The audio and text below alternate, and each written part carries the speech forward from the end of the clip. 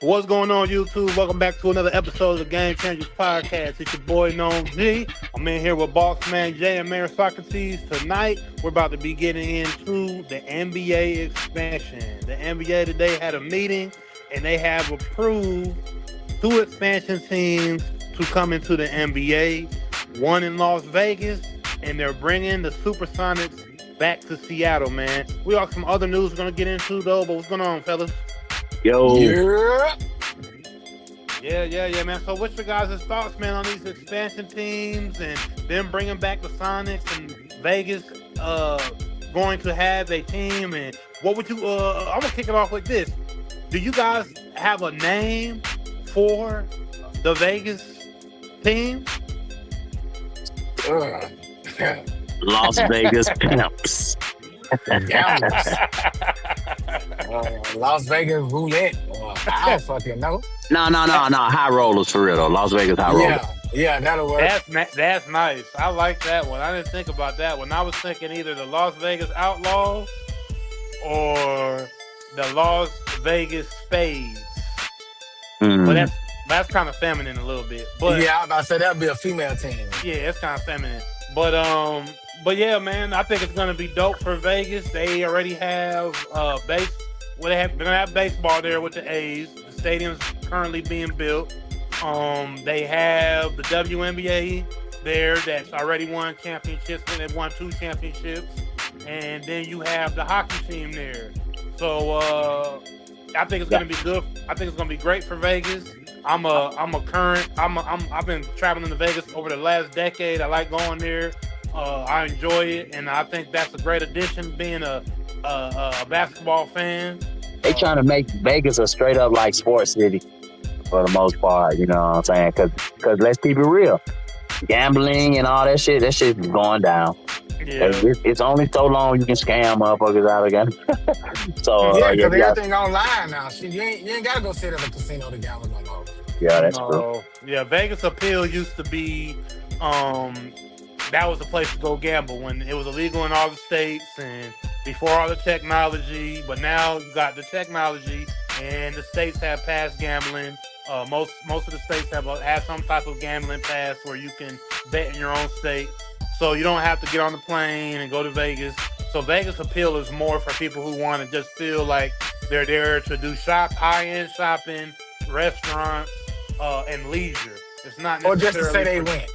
Yeah, and the high-end gamblers that have deals with the casinos that go in there with millions of dollars and bet big on blackjack and poker. And poker tournaments. Yeah, that type of clientele. But I was told when I was there, I think the last time I was there last April, one of the Lyft drivers, he had told me that a lot of the high-end Asian market started going to I think it's Macau in China. It's Macau. Yep. Yeah, that's the Vegas version over in China. So I think they just got better deals from the casinos over there. Probably didn't feel like they were getting stiffed out their money as much. So a lot of those guys had left Vegas or whatnot. Yeah, that's where the Wynn Casino, that's where they built their big headquarters at in Macau. And that's their like version of Dubai / Las Vegas. So yeah, high end, luxury in China. Right.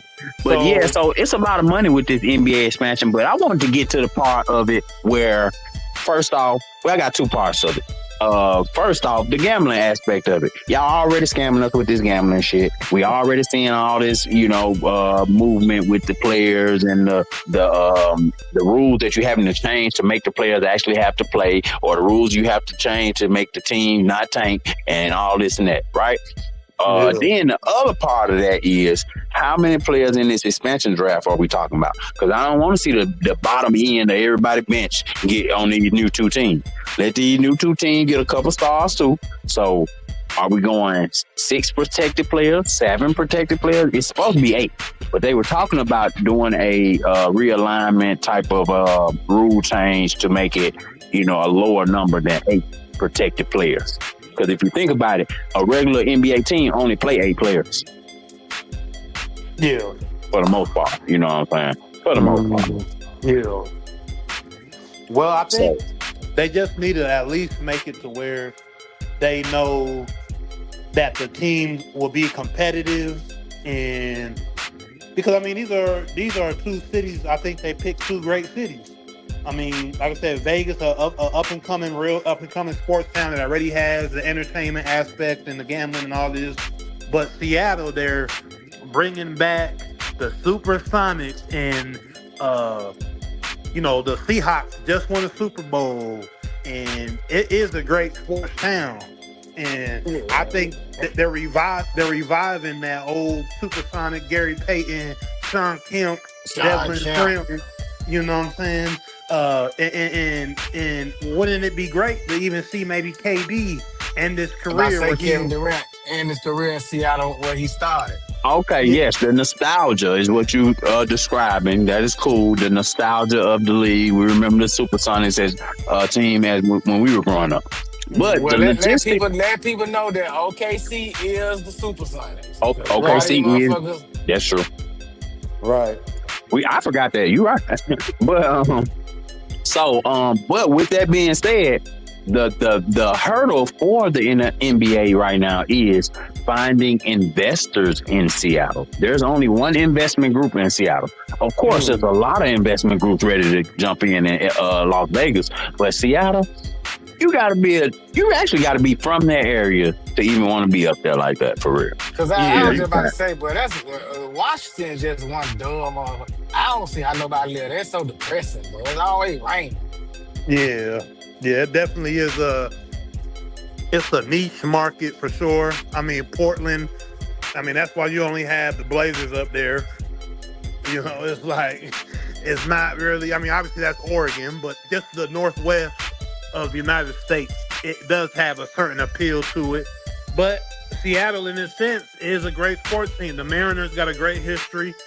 The Seahawks have had a recent great history, not so much when we were younger.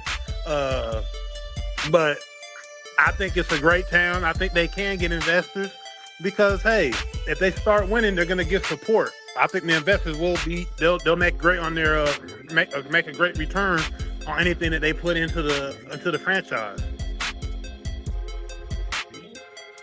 Hey, as long as it make money, as long as it makes dollars, it makes sense. But that was one of the hurdles that I was hearing about the NBA having, trying to, because you got to think about this. They don't want to negotiate with one damn team. You have nothing to negotiate against when you just negotiate with one team. So True. The NBA wants to create some competition so they can get favorable terms.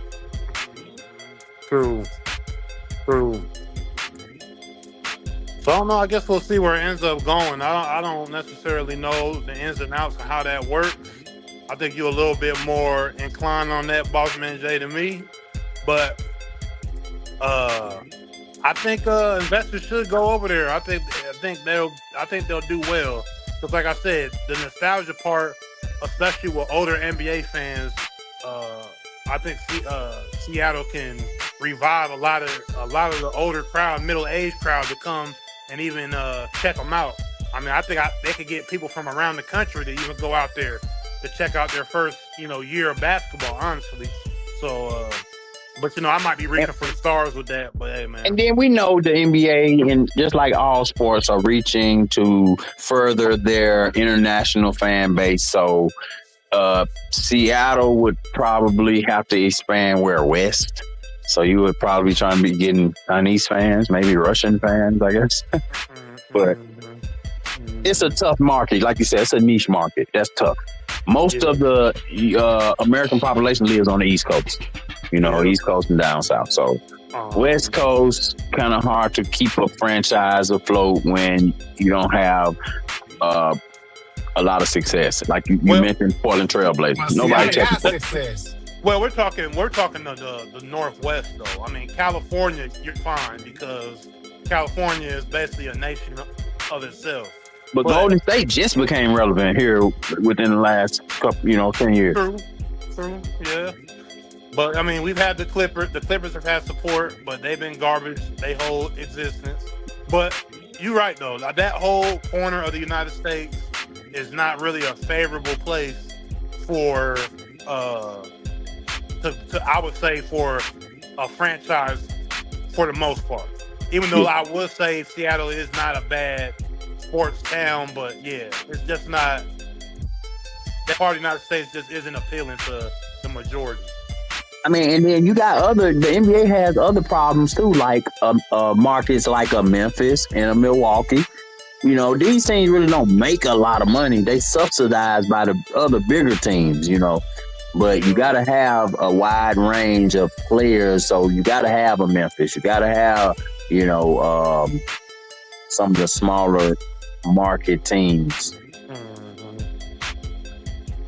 For sure. But expansion, I'm glad the expansion because these guys, just like the NFL, you need somewhere else to go. Matt McClung, I just heard that he was officially, termed the G League player of the highest point high score, yeah, in G League history. So, what if G League didn't exist? He wouldn't be playing basketball in America. He'd be overseas somewhere. Oh yeah.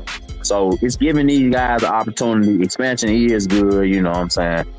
And as far as the investors go, anytime you linking your money to the NBA or the NFL or one of these sports agencies, you're going to make money in America because the American public loves to be entertained. So you're going to make money. Thanks. We saw the Lakers get sold for $10 billion. Jerry Buss bought that motherfucker for $75 million.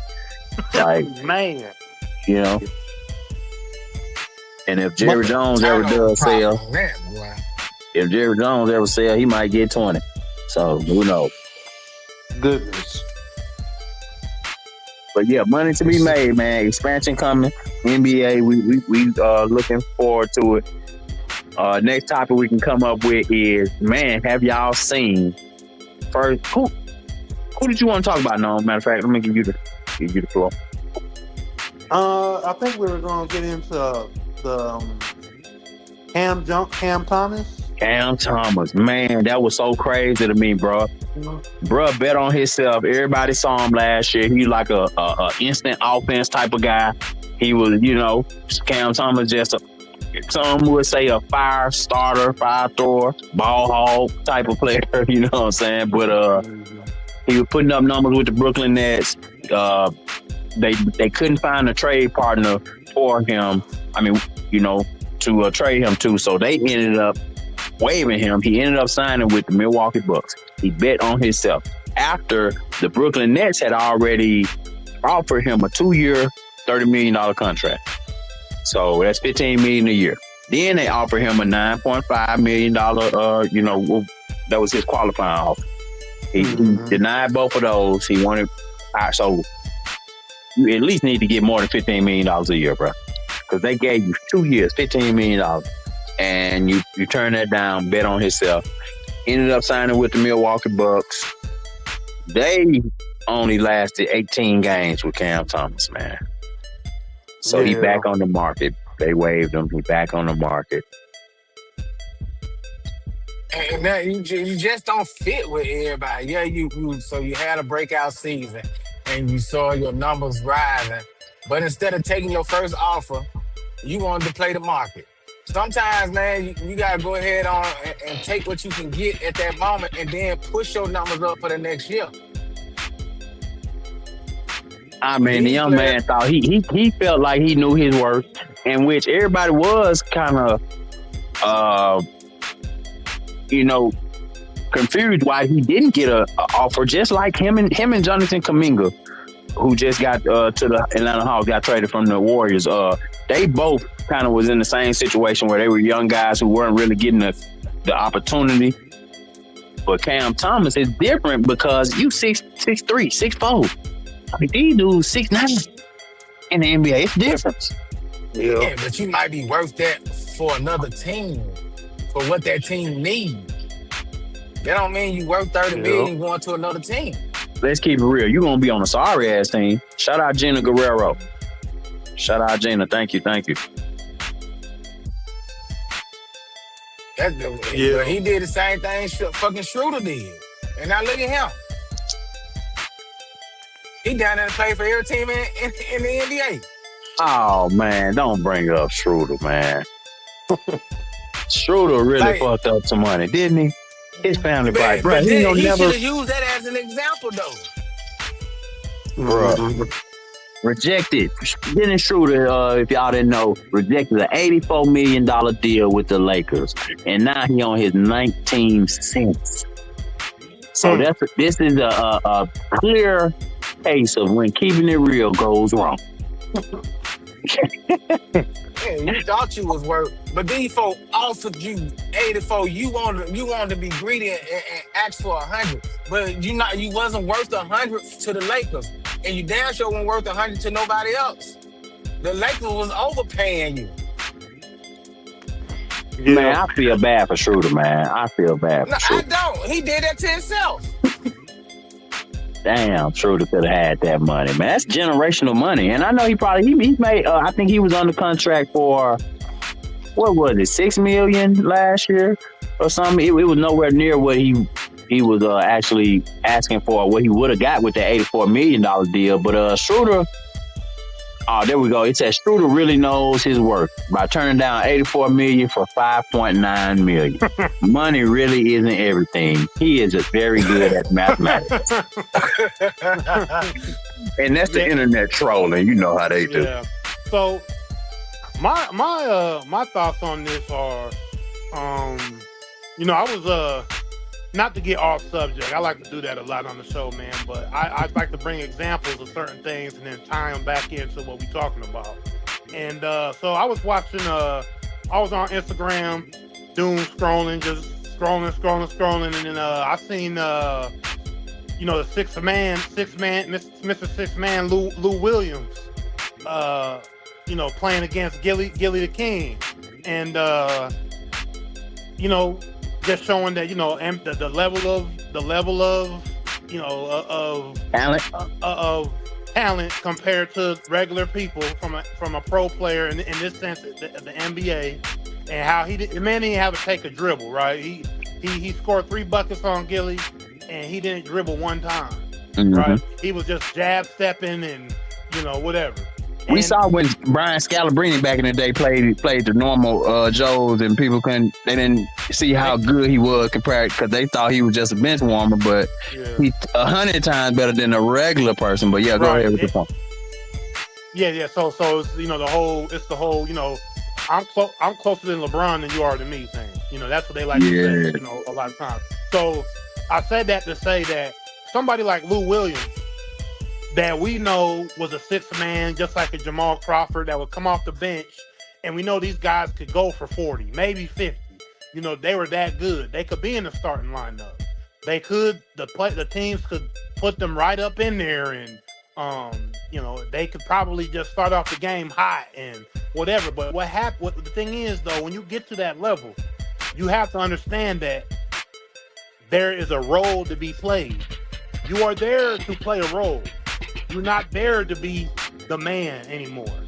See, somebody like Pat Bev, who we're about to get into shortly, he understood the meaning of being in a role. Back in Chicago in high school, the man averaged 40 points in one season. I think his senior year, he averaged 40 and points. Could have done it in the NBA. But could have easily done it in the NBA. But in the NBA, you have to play a role. Once you become a professional, you have to play a role, because there's so many. Everybody on the floor is great. Everybody can score. Everybody can do this. But in order for the team to win, and in order for the NBA to sell a product, they can only have so many stars, so many superstars. The majority of you guys that are playing have to play role-playing roles in order for you to get time in order for you guys to get paid. So in Cam Thomas and Schroeder's situation, they needed to take the first amount of money that came to them. Whatever amount of money that their agent and their team could get to them, and that was the prime money, that's what you got to take. Why? Because you're not a star. So that's what the lesson is to learn here. Nobody came to see you, Otis. Nobody basically. came to see you, Otis. You know? So even though we know that you could take go what you and can get and build your stock for the next round. exactly, That- because it's you're just not simple. You're gonna get more. yeah. Because for as great as a scorer Cam Thomas is, he could probably shoot the lights out. You could have probably put him in the All-Star game and he probably could have got off. He's that cold. But the problem is, bro, you're not marketed as a star. And that they into the commissioner's eyes and probably the NBA, they don't want to market you as a star. You have to play a role. You have to play underneath. Yeah, you can score the ball, but you know we're not going to put you out there like that. Are you gonna? Was the Milwaukee going to allow you to be scoring more than Giannis? But Hell no. that's the thing though. Once you get on that court, man, you see that moment, and you do whatever it takes to build you as a brand. Yeah. You got offered the $30 million. You should have took that and build off of it. But you thought you was better than what you was, which for that team you probably was a $30 million player. No, we But gotta. for Hey, another hold team, on. you wasn't. But we got to give credit for taking the shot on yourself or betting on yourself, so to speak, because we talked about this same thing, and I had to come back on this same show and apologize to the ladies of the WNBA because we thought they were crazy when they said they wanted that money, and when they wore them shirts saying "Pay us what you owe us" and all this stuff. We said that on this show that y'all ain't in touch with reality. Y'all tripping.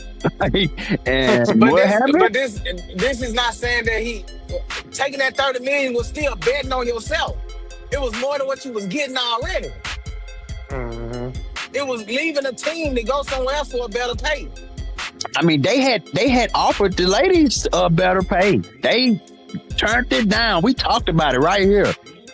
We said they weren't in touch with reality. So yeah, I mean, as long, even though I'm wrong, I still stand on what I said at the time. And me too, because guess what? It worked out for them, but not for him.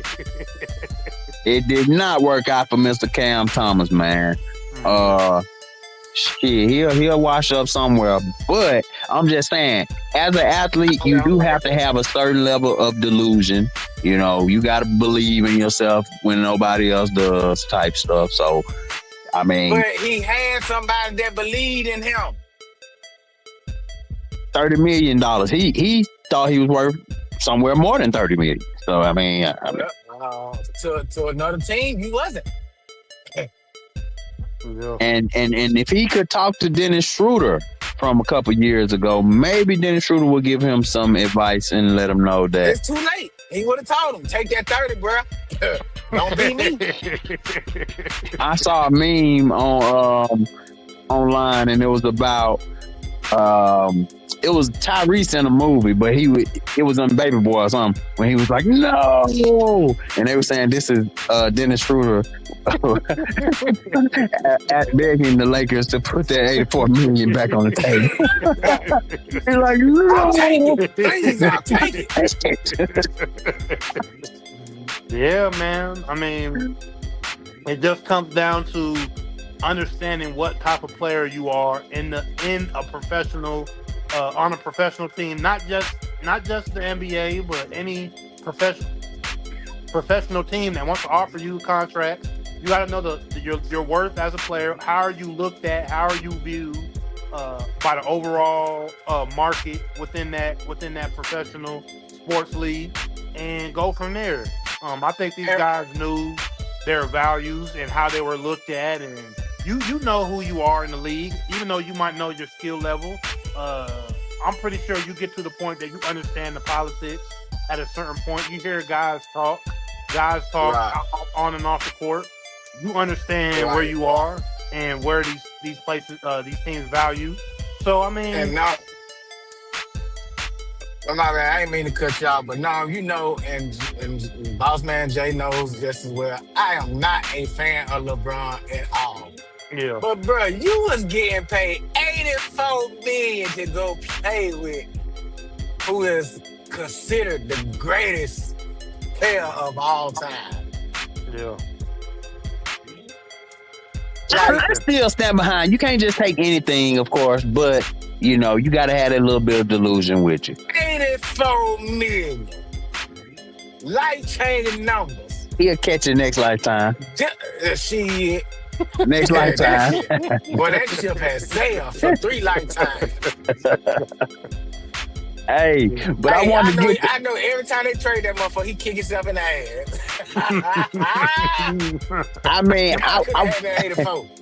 man, I feel bad for Schroeder, bro. I hate to And even still laugh at that. been on 9 different teams and still ain't made 84. Hey, that's gonna make Think about 84. that, bro. Think Not about two, that. not 6, 5, 4, 3 at a time. You ain't gonna make 84. He done been on 9 different teams and combined they made 84. Yeah. But I wanted to get to this one, and this really, this one gonna burn you up, Mayor Socrates. Man, did y'all hear about Pat Bev getting kicked off the Pat Bev podcast?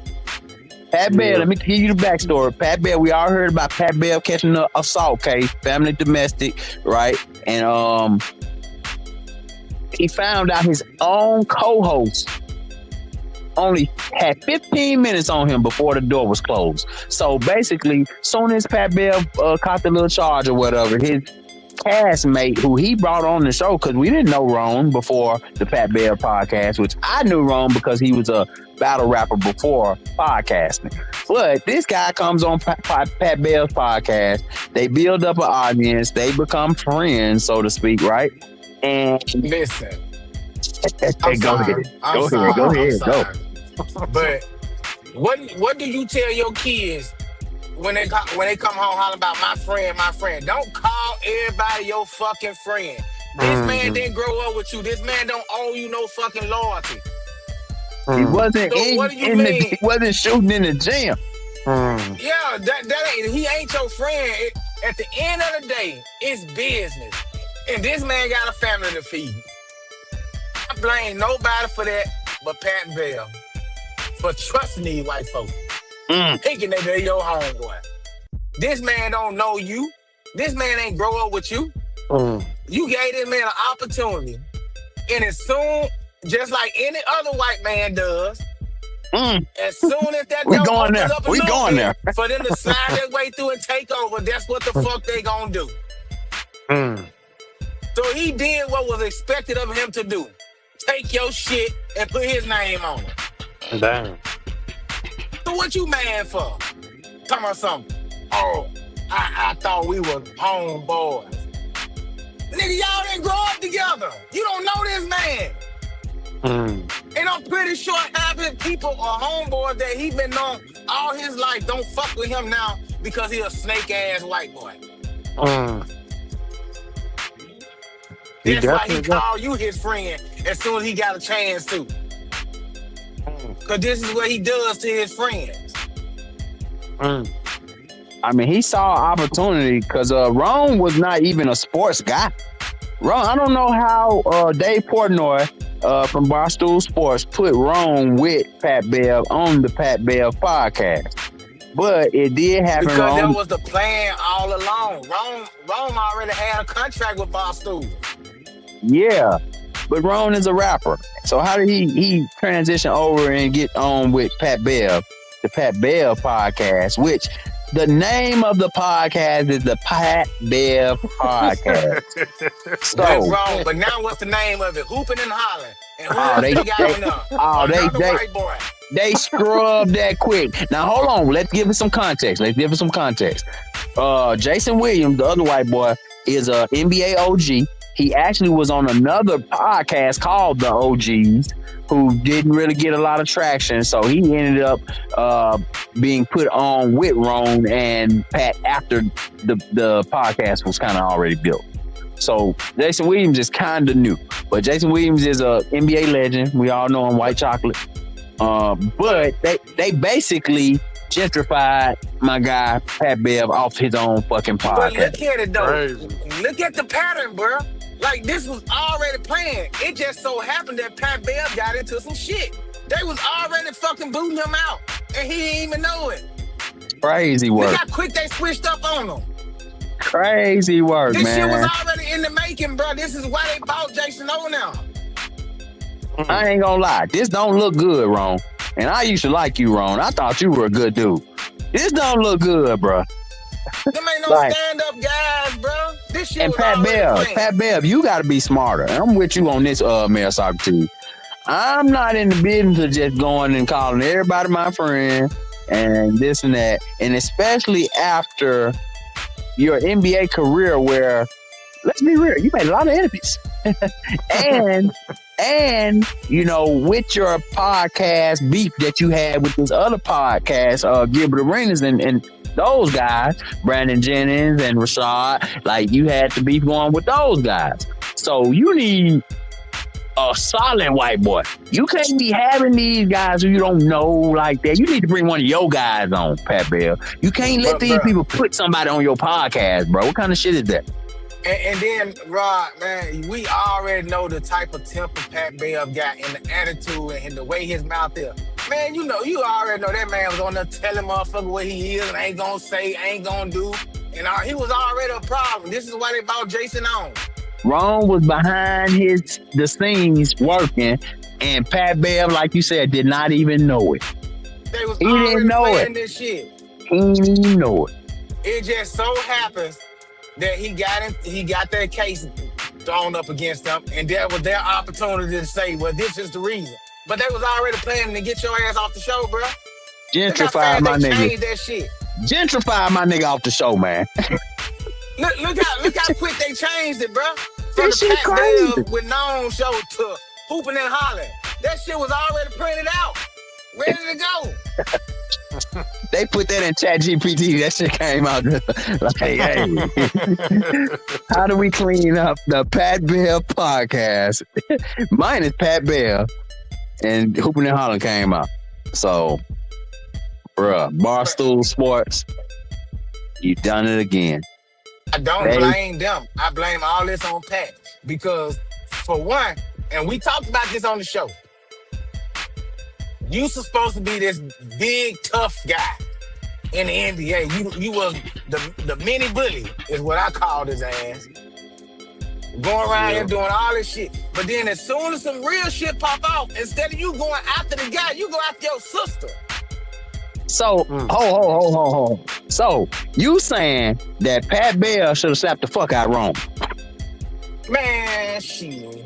Man, listen, him, Jason. He should have caught a charge. He should have caught a They charge. had to catch these hands. Slap Y'all gotta this see white me. man. Now, hold on. You telling him to slap 3 white men now. Y'all gotta see me. 3 rich white men. You telling him to slap 3 rich white men. You might do life behind Y'all it. gotta see me. You might do life behind it. But no, There but you I'm talking about you attack your sister instead of the guy that was in your house. Yeah, now that's touchy, but yeah, that was reported. If you believe what's reported, but if that's the case, how the hell you get off then? How you just get off that quick? Did he deny it? He pleaded not guilty, and got off. He off. He got some anger management and some little stuff to do, but hey, Yeah, because it's his sister. She probably dropped the charges.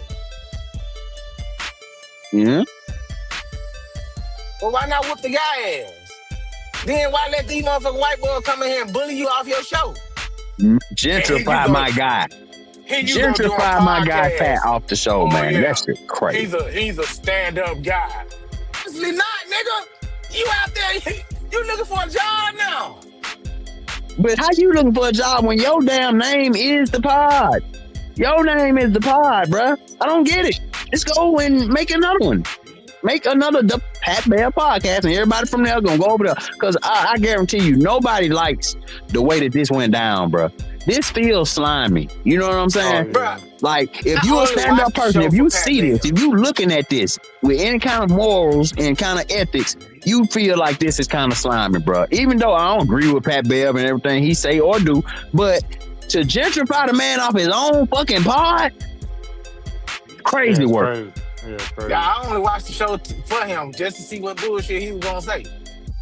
That was the only reason I watched it. I haven't watched it since he been off it. I didn't know that that's what the pod did. I didn't know that the Pat Bev podcast turned to Hoopin' and Hollin'. I thought Hoopin' and Hollin' just was a new podcast that they just was on. Yeah, nah. They took that man's show and changed that name so motherfucking fast. Gentrify my guy off. And name off this motherfucker. And now he around this motherfucker trying to bleed and this. Man, get your ass. Bro, go ahead on, man. Watch my man off that pod. Real quick. That shit fucked up, man. But, again, who can you blame? Business never personal. Stop making friends. Stop thinking you got friends in business. And stop calling everybody you meet and have a motherfucking drink with your goddamn friend. Hey, Pat Bell, you found that lesson out the hard way. With a smile and a stab in the motherfucking back. Bro, you go from talking to a motherfucker every day, going out to dinner, buying these niggas beds to sleep in your house. Oh, Pat, he said that. Pat Bell said that, and you he came out. Bitch to let these niggas sleep in your house. Pat Bev was hurt by that for real. Cause and he said it, and I think Noam said this on our pod one other time, where when we bring you to our house and we break bread with you, we feed you, you got to around your kids, bro. That means something to us. You know, that means something, bro. If I brought you around the family, hey, that's a soulless individual if it don't mean nothing to you. Cause think about it, bro. He bought these people beds to sleep in his motherfucking house, and they wouldn't even answer the phone for this man. Dave had to tell him, the guys. Text back. Didn't even have the balls to tell him to his face that he was out.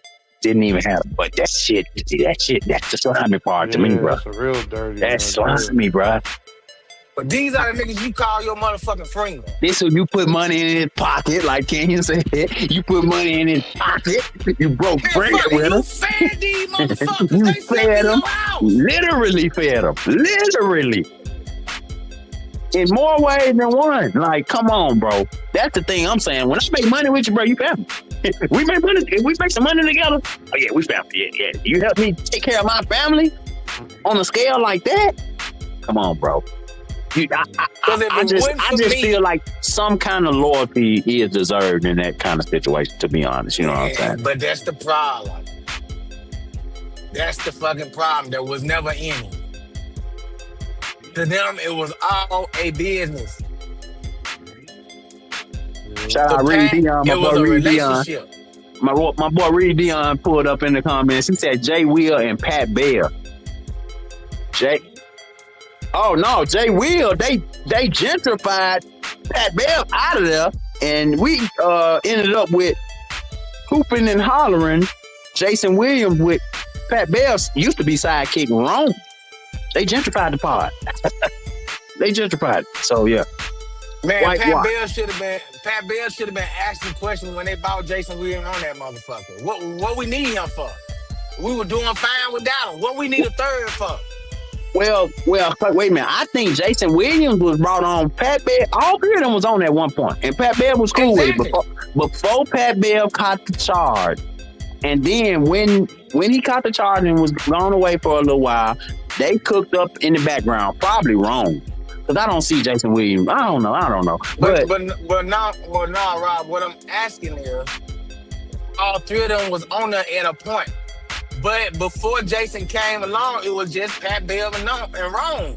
So my question would have been, what do we need a third for when we doing good without it? Because he's an NBA legend. He's an NBA OG. So am I. NBA OG. It's a different era than Pat Bev. It was good. It was actually a good show with Pat Bev, Ron, and Jay Will on it, bro. It really was. Man, but I'm saying if I was Pat Bell, I would have been asking questions then. I mean, but you're trying to grow the pod, so maybe you We've think already grown. The name is there. You always can grow more. They ain't the biggest pod in the space. Nigga, obviously the shit that he was trying to do wasn't working. So stay your ass over there. Ain't nobody asked you to come over here. But Jay, you right though, because Jay Will literally, Jay Will podcast didn't pan out. They had a podcast called the OGs, and that's what I'm saying. It didn't work over there. So why come? What the fuck we need you for? Well, maybe Pat Bell thought trying to steal all that man motion. Hey, wait, do it. Now I gotta share my motherfucking mic with another motherfucker. But here's the thing, bro. This the part is I don't even like to bring up. You know what I'm saying?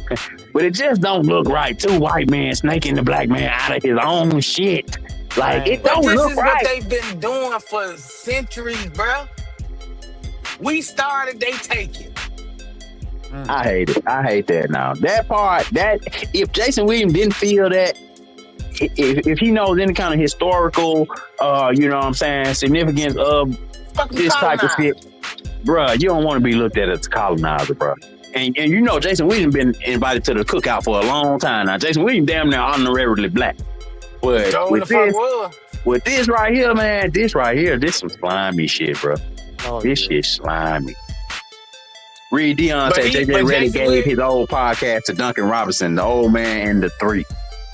I didn't know that. Ain't nobody watching no fucking Duncan Robinson. Exactly. But Jason Williams will be that motherfucker in the background throwing his hands up like, man, hey, I should do that. I'm just trying to feed my family. But you got moral. You know right and wrong.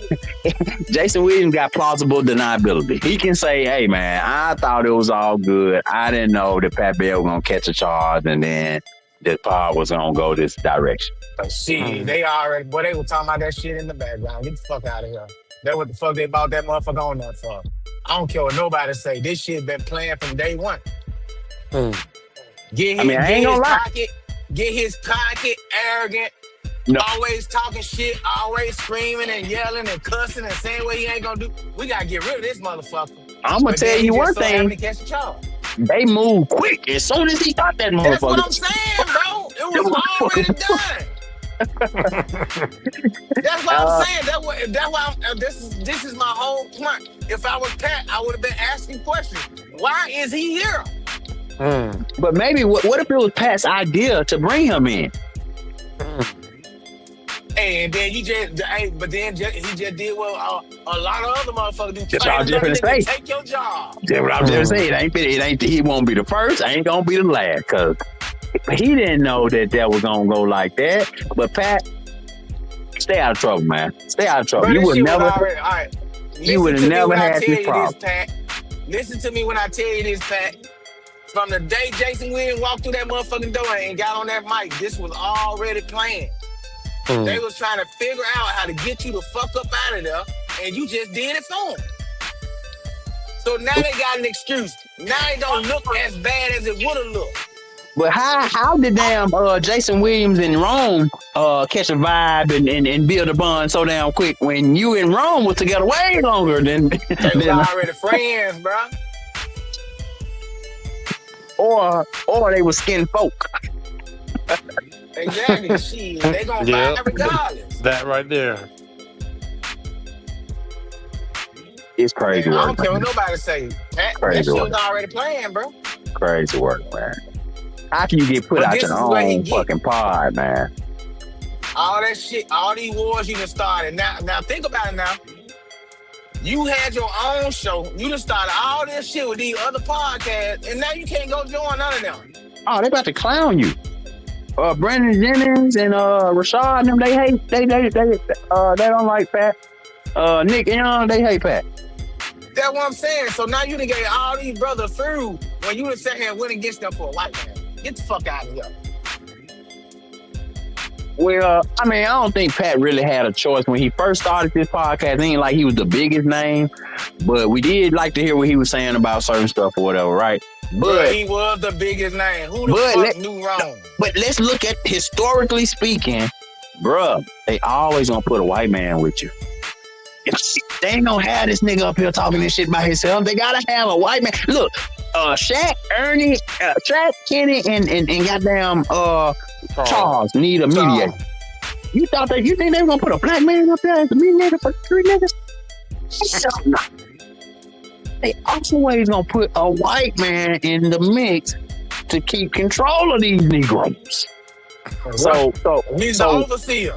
So with Pat letting goddamn Jason Williams come in there, I don't think he thought that all the way through. I don't think he thought it was gonna end up like that. You know, of course he didn't know that he was gonna catch a charge, but there's always a possibility when you bring in, you know, these other people in the mix, bro.